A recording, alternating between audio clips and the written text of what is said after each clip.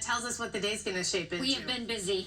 Once again, in the weather department anticipating another strong storm system. Here's a live look outside right now, courtesy of Sky Fox. Thank you, Stu and the crew. Looking at some raindrops definitely on the windshield here, and gloomy skies. If it's not raining where you are, it will be very shortly. We have an area of low pressure pushing off of the northeast this morning, but really all eyes on what's going on here in the west. We are yet again getting poised to be walloped by another strong storm. Not just us here in SoCal, the really even more dangerous conditions expected through parts of the Central Coast, Northern California, the Sierra Nevada, also expecting more snow. The atmospheric river is what we're tapping into. Again, all that moisture, that water vapor up into the upper levels of the atmosphere, giving us this abundant moisture and water coming down from the sky. So we're going to see periods of rain today, heavy at times through tomorrow. Another 2 to 4 inches of rain expected for the coast and valleys through tomorrow.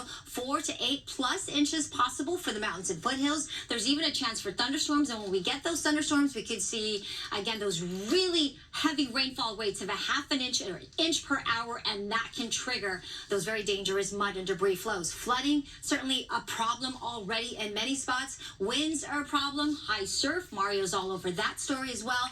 But we have a flood watch, widespread flood watch for everyone because of the potential for so much rain in a short period of time.